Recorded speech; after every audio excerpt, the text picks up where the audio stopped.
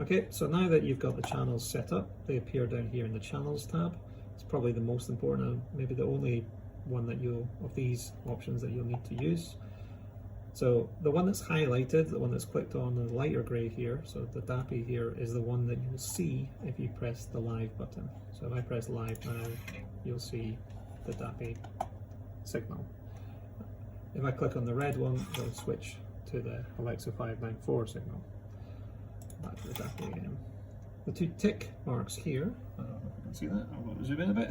The two tick marks here tell you which of the channels are going to be imaged when you hit the snap button at the top of the screen. So basically if I tick something off, it'll only take the red image. So the one that's selected is the one you're seeing, the one that's ticked, the ones you're imaged.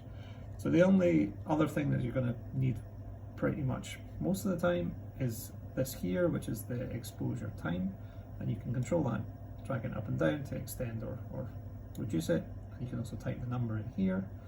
But the other thing you can do is hit the set exposure button and the computer will attempt to define the best exposure time. Now what's the best exposure time? So to determine that, there's two little things I need to show you. Down the bottom here you can see the what's this called? Like a histogram of all the different pixels that are being seen.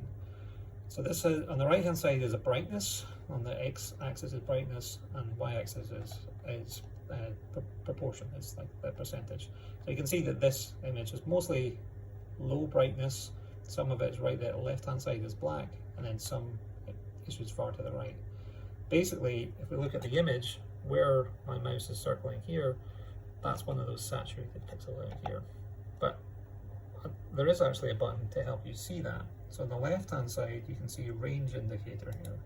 And if I click on that here and go back, you can see the red here is saturated, the black here, or the blue here is background, and then the rest is pixels there it's being seen.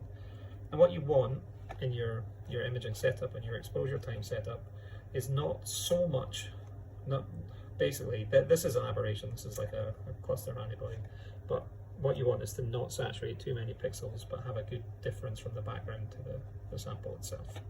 So for this sample I might turn it down just a bit because I know that this is going to be reasonably fine. For the DAPI, again you see the baseline here, I've got lots of saturated pixels, so I'm going to take this down way less, maybe 200, and we're getting to the stage where it looks a bit better. There's not so many saturated pixels. Alright, cool. So that's the channels. A couple of other things just in case while we're on here.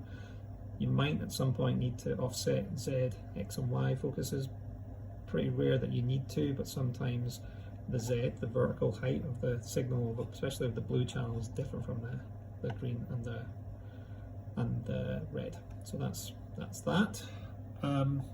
And the other thing might be is if you have a regular aberration in the background somewhere, you can correct for it here using shading correction. If you ever need to do that, if you find you're taking pictures and this is usually in the white light, you'll see that there's a regular pattern, then that's often something that we can fix with shading correction. But that's something, it's a video for a different day.